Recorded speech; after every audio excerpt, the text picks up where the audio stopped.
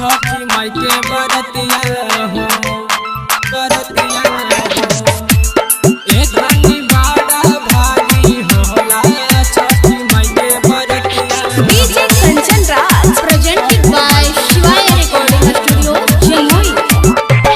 भूखे न पहिबू 3 दिन रतिया मानी ल हमर बतिया हो। भूखे न पहिबू 3 दिन रतिया मानी ल हमर बतिया हो। तो ये धनी बड़ा भारी होला छठी माई के बरतिया हो। ये धनी बड़ा भारी होला छठी माई के बरतिया हो।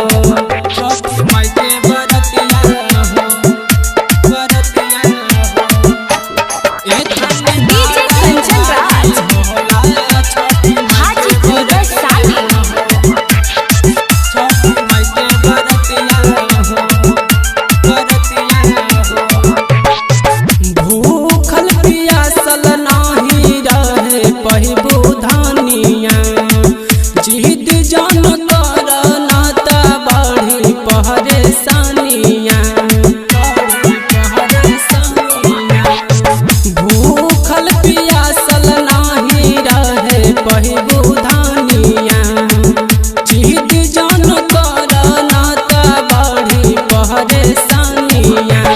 नया नहर बाड़ू कनिया कखाड़ा करेलुया फतिया हो।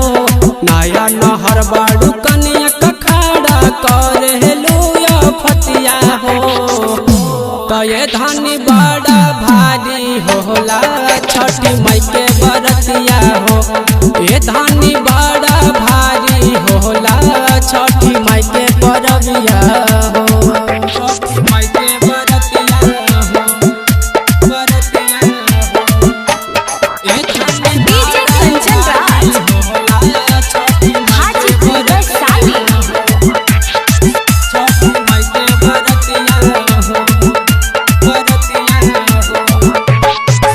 कहरे खाती परब काहे हो खेलू बेताब हो। बही हब कन कन तबियत हो जाई खराब हो कहरे खाती परब काहे हो खेलू बेताब हो।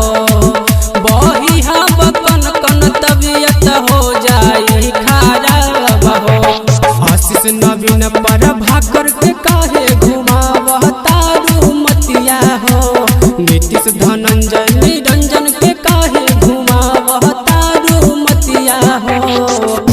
तो ये धनी बड़ा भारी होला छठी माई के बरतिया हो। ये धनी बड़ा भारी होला छठी माई के बरतिया हो। भूखे न पहिबू 3 दिन रतिया मानी ल हमर बतिया हो। भूखे न पहिबू 3 दिन रतिया मानी ल हमर बतिया हो। तो ये धनी बड़ा भारी होला छठी माई के बरतिया हो। ये धनी बड़ा भारी होला छठी माई के बरतिया हो।